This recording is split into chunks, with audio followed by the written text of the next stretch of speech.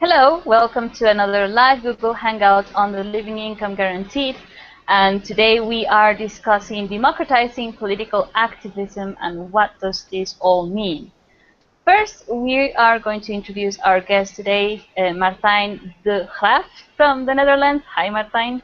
Hi, Marlen. Hi, everyone.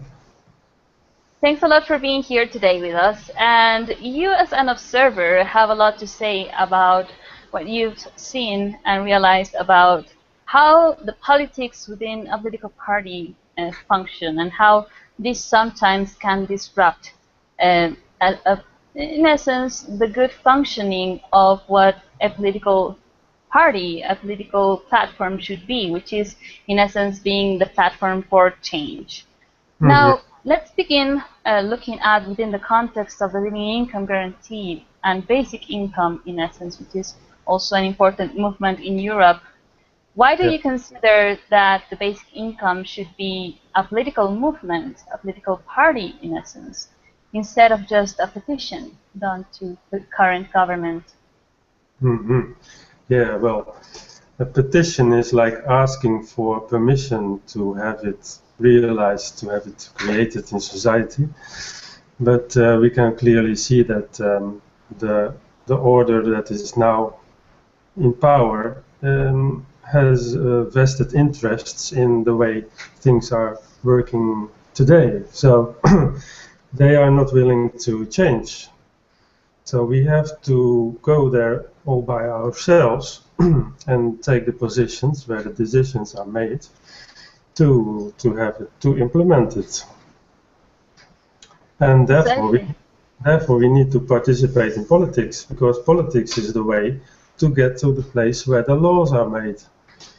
And the laws need to be changed to have it in the society, basic income. Precisely. What we've seen is, for example, the basic income movement has become merely a petition to the current government, but that's not really addressing the actual source and cause of the problem, which is a systemic problem in itself. And that's why also what Living Income Guaranteed is precisely a political proposal that has to be then implemented by political parties that have to emerge, that have to be formed by us, regular people, yes, you watching as well, in each other's nation in order to be able to implement these changes, because there are many aspects of change that have to come not only from asking within the current structure, but there are certain alignments that must take place, which can only be done at a political level, as you were mentioning, where laws are written. So let's look at part of the title of our hangout, Democratizing Political Activism. Why has democracy become like the F word, like the bad word currently in our society? Yes. Well, democracy is now used as an excuse to go to war. So what we see is that where the so-called leader of democracy in the world, the United States, sees a dictatorship, or make it seem like there is a dictatorship even. That's where they go sell democracy to the public as an excuse to go to war, because there's money to be made from war. And so democracy is now has a bad sound to it. So we need to kind of redefine democracy. What is it really? Democracy as it is today is just voting once in the 4 or 5 years, and for the rest we see things happen and we have no influence and no say in it. Except for the people with lots of money, they can influence politics. So what is democracy? We don't even know what it is, because we don't have democracy. There is no power to the people. Exactly, that's also a point that I saw. Like, why is democracy as a word being abused? Well, it makes sense because it has never really existed. So that's why the meaning can be perverted and convoluted, because we haven't actually lived that word ourselves yet.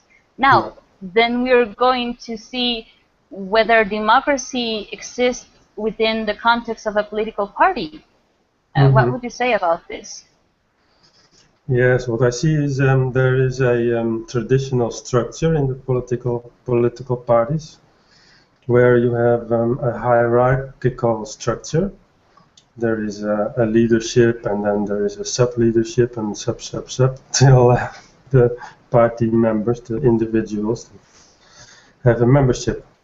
And in that structure there is no democracy, because every next layer has the power to say to the lower layer what is the truth, or what is the policy, or what is to be decided. Yeah, so it's more like a top-down structure than a bottom-up structure.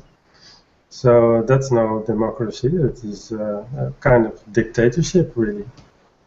Which doesn't make sense, once again, that the place where change should be implemented and should be happening at a grassroots level, as it said, it's still functioning within the old paradigm of there's a political party, there's one or a few leaders that have... Oh, I don't hear you. The ultimate, some of the problems... Oh, you're gone for a few seconds. that you've witnessed.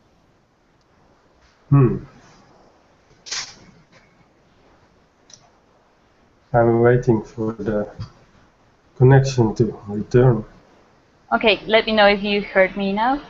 Yeah, I hear you now. Okay, so what can you tell us about the problem that you've witnessed or observed when it comes to making decisions within a political party? Well, there was a political party in Holland, and that was started from the bottom up, meaning members of the party would go along the houses of the people, the homes, and they would speak to the people and get them interested in the party, and so the party grew like really a party for the people. And they got bigger and bigger, and then they needed a leadership in the party to create the traditional structure. Now the leadership was, they looked for people who were talented to do that, but that were all very well educated people from the elite. So that became the leadership. Now, and the interest of the leadership was of course different than the interest of the people. So what we saw was that the real revolutionary people who wanted really change in society were considered to be a menace to the order, and they were manipulated out of the party. And now this party is has grown, has become a national party, but it's no longer serving the people. It was taken over by the elite, so to say. Which is what usually has happened, and that's why we were mentioning before the hangout that political elections took place in Europe. Is that correct? And the political disbelief that exists. Can you tell us more about that? Say it again, please. Okay, and you were mentioning that there was some elections in Europe, and that there was like a high level of abstentionism. So can you tell us about that? Yes, we just had so-called democratic elections for a European Parliament, which in itself has no power really. But anyways, only 1/3 of the people did go to vote in the Netherlands. So 2/3 of the people really said we don't want Europe as a European government for the Netherlands. But of course that voice isn't heard, because they didn't vote and they weren't represented, because they don't place themselves into politics. So there is no one speaking for these 2/3 of the people.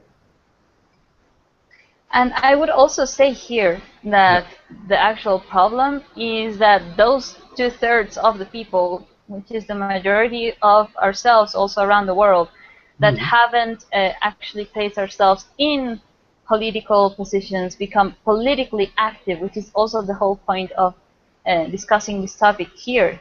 How, yes, we are completely lacking any form of trust toward our government or political structures, because ourselves that see the problem and that see that politics and people in power aren't doing their job properly, simply because, you know, there's a power aspect to it, of course, and because we aren't there, because we aren't taking matters into our own hands, then abuse simply continues.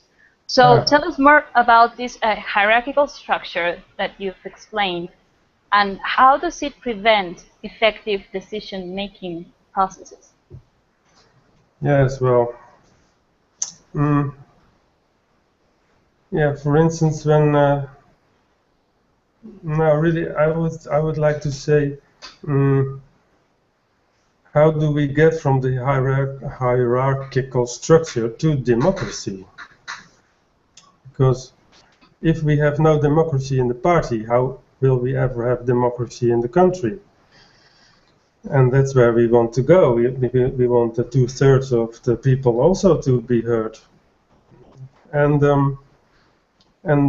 so that would make politics interesting for the people, if they can see that it is democracy, that they really can participate and that their voice counts, and that they have a say in the decisions. So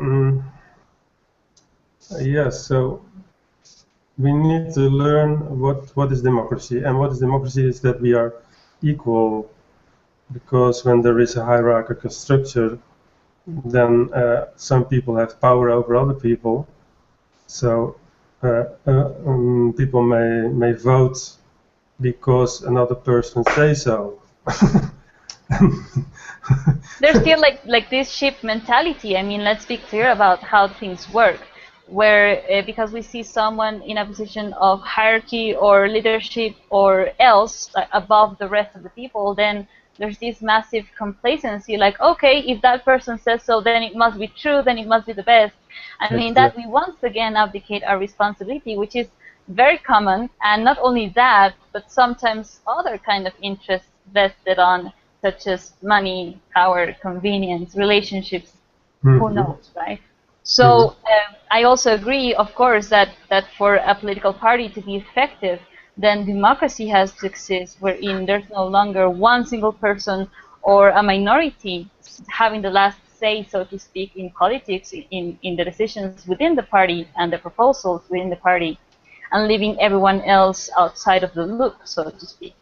So what do you say, or what have you observed in relation to the disagreements that happen between members of political parties, and how does this affect the integrity or the general ability to agree within the political platform itself?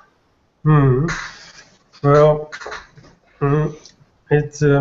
if we have a look at a new way to have a political party, it would be not so difficult to solve conflicts, because when there is a conflict between, say, two people or two groups,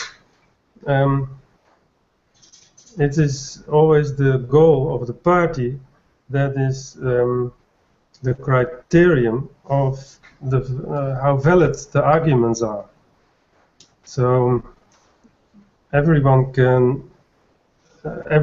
can lay out their perspective, and everyone can see if this perspective is in line with the party goals, and so the conflict can really be solved easily and for everyone to see. And if a person has a difficulty in his emotions, then that is a problem for the person itself. Yeah, he has to go have a look in himself or herself and solve the problems there, not in the party. That's a very common problem also, not only in political parties, but in our general interactions, wherein we tend to, the moment that we become aggressive or take things personally from what this or that person is saying, then the general common ground, the reason why people are, for example, joined in a political party, to create solutions, then that single personal shift, which is that personal interest of I felt aggravated, or I felt attacked by this individual, or I don't like him or her, I mean, that should be out of the way when we are joining as human beings, discussing solutions, and most importantly, being able to hear each other, to have that open mind to then look at, okay, what is he, she, or saying about this problem and why it wouldn't work. So, what have you observed about this as well? I observe this is a major problem, because we have never lived like that. We have always lived out our emotions and our personal opinions, and so this is really a new political party is like a training ground to train yourself in a new way, which would also benefit yourself in your personal life outside the party, where you're becoming more effective in communication and seeing problems for what they are, without emotional coloration, so to speak. That's a key aspect, and a very cool way to also redefine politics, which is also the aim of us being discussing here. We tend to see politics as this rigged system that only a few Congress, almost in a cabal, making decisions for the rest of the people, while we are missing out the point that politics is really the way that we live, the way that we relate to one another, and the way that we function as a society. So how can we in any way become an obstacle to have proper relations, proper communication, agreeing on, for example, what would be best for everyone, if we have that emotional imprint within us of, oh, I don't like my neighbor, I dislike this person, oh, and blame and judging and all of these aspects which we have to sort out at an individual level as well, and also kind of extend that political participation to make it part of our everyday interactions, which is the ultimate point of change, changing within who we are, how we live in our society, and at the same time, obviously, within the political platforms that we intend to form to implement this change. Yeah. So how can you say, how could you propose also that maybe, agreements for communication can be formed within a political party? How do you see the viability of this? Well, what did you call it? The agreements of communication within a political party, and how viable is it at the moment, or how could you implement it? The agreement of communication. What is that exactly? Well, it would be, in essence, for example, if you are in a reunion with the political party members, saying, okay, everyone will be heard on an equal basis. If everyone is, for example, if you're discussing the main principles or aspects of a political party, and someone has like one question or one input, that person maybe it's kind of heard but not really taken into consideration as to, for example, change how the political party functions. So, laying out practical ways of, okay, we will hear each other at this point in the session, for example, or write your proposals out and we will discuss each one. Or if you have a better plan, then tell us why you don't agree with this point that we're proposing and how it can be laid out. What do you say about this? Yes, that's where we want to go. What I see at the moment is that there are still steps to be taken before even we get to there. At the moment, I see that it's not even yet solved how we communicate on an equal basis. At the moment there is still so much of hierarchical structure in people's minds, in the mindset, that has to be sorted out first. So there is not yet a platform for equal communication yet. It doesn't exist. So I observe that steps are being taken to get there, to create that. But that's difficult because the old mentalities which is like the male ego, as a matter of fact, like grabbing the power and trying to use words to influence the other person, to make him smaller, or to disregard the other person, all the kind of tricks that are. So we have to see that we correct those tricks, that we have an answer to all those movements that a person makes. And every time we give it back to the person and we say, hey, you're now doing this. That's not the way to go.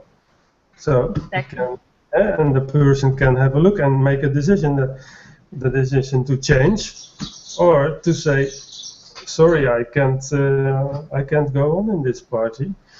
I cannot agree to democracy, as a matter of fact. So we see that democracy is only possible if people don't make themselves into a dictator by imposing their values and their opinions and their emotional things on others.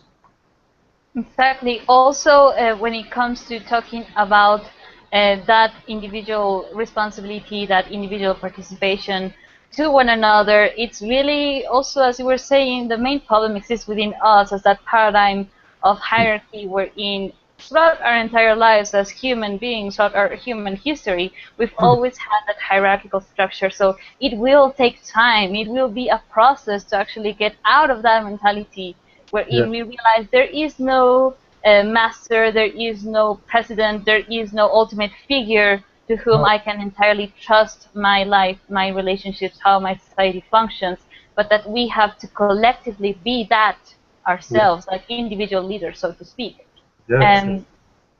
We have a question from Rebecca Dalmas. She's saying, is it to form a system similar to Switzerland where people vote on individual issues directly?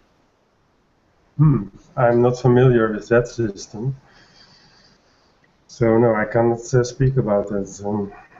Yeah, in Switzerland, we also had a hangout previously where people from Switzerland actually came here and discussed that yes, there is that direct democracy which is unique in the world. What we see also that, you know, there is a lot, and talking within the context of how to change people's and our mentality as human beings, is that, you know, the same living standard that they have, it's very high, and they already have this as part of their political structure. So it is easier for them certainly to, for example, vote on the provision of a basic income. The sustainability and financing of it, it's another aspect, but here only looking at the political platform that it is, yes, I mean, the more that we can see and look at these examples, certainly it's a good way to kind of say to each other in other nations, hey, this is being done in Switzerland, let's have a look at how it's been done.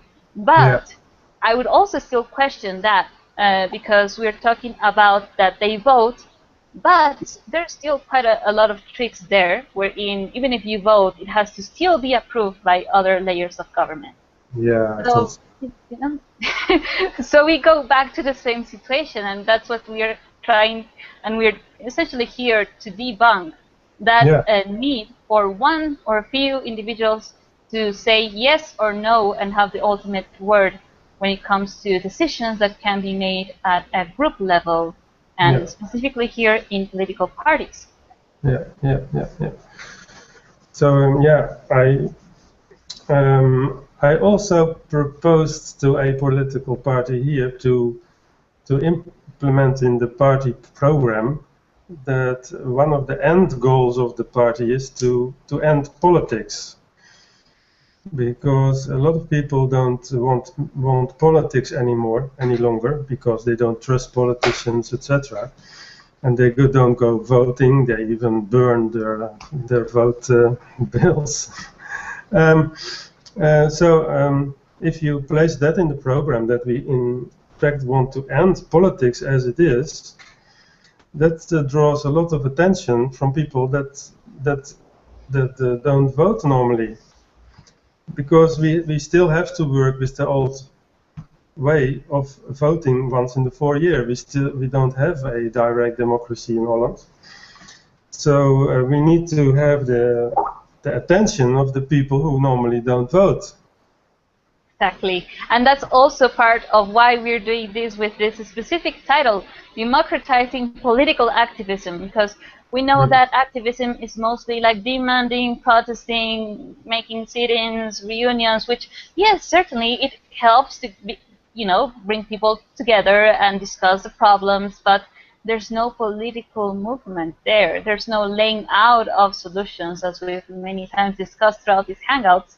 Yeah. So political activism is what we see as the most needed form of activism, wherein one actually goes and, if you meet people that are seeing the problem, that are protesting for the same causes you are, then join together and say, look, the real way to create solutions is through creating a political party where we have a very well laid out proposal, such as the living income guarantee, which is part of why we are doing this, a political platform, where then, having the basics, we can, as a group of people, make ourselves be democratically available for voting. Yeah. That's the solution. Exactly. And a lot of people that I discussed with on Facebook, for instance, they said in advance to the elections, they said, I don't go voting because there is no politician that represents my vote, my choice, and it doesn't matter if you vote for them or for the opposite party, because what will be the result is always the same, that we the people have to pay more and the rich get richer and that kind of stuff. Yeah, the usual stuff, the usual complaints. And what I would say is that, yes, we need to have the politicians that we are ourselves. We ourselves have to be the politicians that we want to see in this country. Exactly. And that must be a rather new point of view, because no person says, oh, you're right, let's do that. So it is not in the awareness yet of the people that how it could be politics for the people and by the people. Yeah, usually the by the people gets omitted, like not heard by the people. What does this mean? Do I have to become the politician? And yes, that would be the actual solution, because we cannot go through our lives complaining that, oh, there is no well-respected person that can represent me in the government. But that doesn't exist. That's the old paradigm, that's the old mentality, and we have to get past that to get to the actual new way of living politics. Yes, and there's also people that say, oh no, not another political party, because political parties divide us more. So the more parties we create, the more divided we are. So, but then if we have a look at the program of the party, in the program we could have implemented things like what's best for all. So then we do have a political party, but the party is not for just a group of society and their desires and points of importance, but it's a political party in the interest of all. Very important aspect there, getting past ideologies as well and personal interest upon what should be. We have to look at, that's why we're also very much grounded, and our foundation as Living Income Guaranteed and proposal is human rights, providing to each other the right to live in a dignified manner, which is non-debatable, really. It's something that we all see we require as living physical human beings. And so we go beyond socialism, capitalism. We're simply looking at the system as it is and what needs to be changed in order to make it functional for the betterment of everyone, to support everyone, to get the most benefit to everyone and not leave anyone behind, which gets lost usually in political platforms as well, with intellectualism or ideologies that really do not take into consideration these physical matters, these physical aspects that should be the foundation of any political party really in the world. So what's your take on that? exactly. There is no political party in Holland that says people living on the streets because they have no money is unacceptable. There is no party that expresses this. Wow. It's hard to grasp, but it's the truth. So we can step in, we the people, and say in our own political party that this is unacceptable. And there are many other points, of course, in society which are unacceptable, really, and the majority of the people know that it is so. And on those points we can unite in a political party, since that is the way to get to power. And yeah.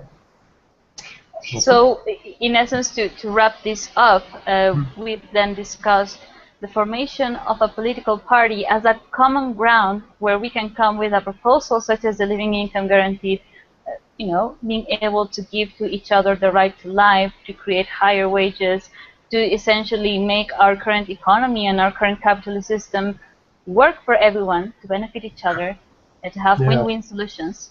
And also, not only that as a petition, but as something that we, the people, as you were saying, we implement, we create, and we actually make sure that it happens because we will be there at a political level, right? Yeah, exactly, yes. And that's also another aspect, that education, because a lot of people do see the problems that we have in society, and they have all kinds of ideas how to solve those problems, but it's all focused on sections of the society. And what is missed is the overall problem, which is the way money functions and the way money is created. So here we have a lot of education that must go together with the forming of the party. That is to raise the awareness of the major problem, which is money, and come with a solution of a basic income as a way to have a functioning economy. Important aspect there, where we usually tend to deviate into more like the consequential aspect of the main and source and core of the problem. So when we get deviated in things like, why are people taking more drugs, or why are guns being allowed? I mean, why not looking at why crime exists or why these mental disorders exist, which is the source and core of the problem? And it really also baffles me at times why this is not seen or understood, but you're mentioning it yourself, like these basic problems are not yet understood as the main point of focus that we have to actually place our attention on.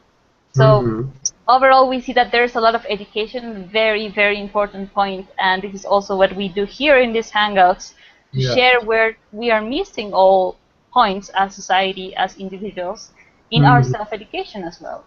Yeah, exactly.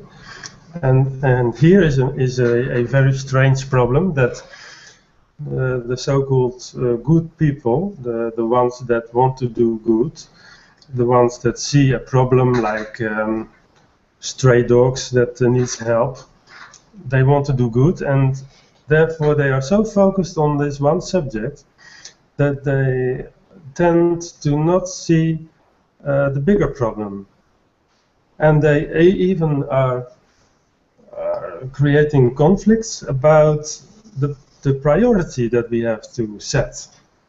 Because if everyone is busy with the sub-problems, then the major problem is never solved. And for instance, we have a political party in Holland, and it's called Party for the Animals. Now, that's a very sweet thing to do, to have a political party for the animals. And they address a lot of things. They pose a lot of questions in Parliament, and they have results. So that's a good thing. And at one time, they wrote a letter to all the members, and they asked if you had suggestions for the party program.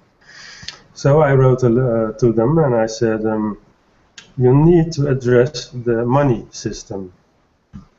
As long as the money system is functioning as it does, people will always be looking for solutions that is harmful to animals because for profit reasons or reasons of survival.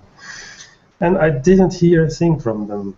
They don't pick it up. They don't see it, or they don't implement it. I don't know. It's a waste of attention, it's a waste of resources, effort to really focus only on these aspects. And there's also a blog that talks about this in relation to living income guaranteed.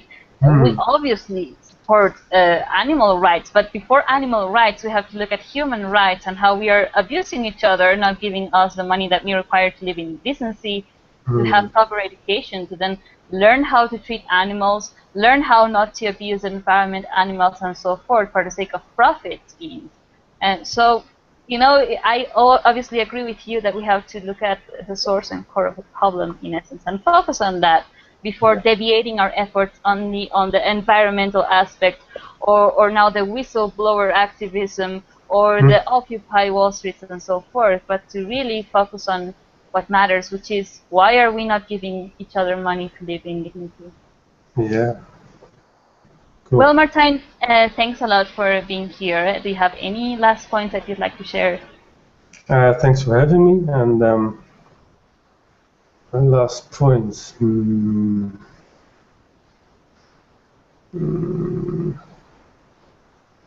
Any suggestion for people that maybe are considering that politics is such a such a waste of time? Why should I even bother to look at what political parties are in my city or in my country? Yeah, that's a really big problem. And here we have the ones that see the possibilities and the potential of politics in a new way.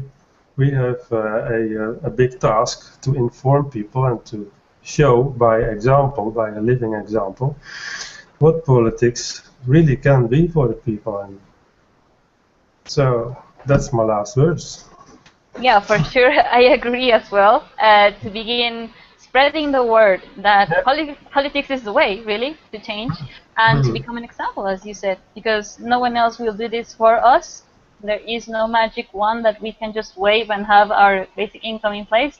It is a political process, and more so an educational and practical process that we have to live within our lives. So thanks a lot, Martijn, for being here. Thank you too. Bye. And thank you guys for watching this hangout. There will be more information and links in the info section. And if you have any further questions, place them in the comment section of this video. Remember to subscribe to this new YouTube channel that you're watching this video now on. And we'll see you next time. Thanks and bye.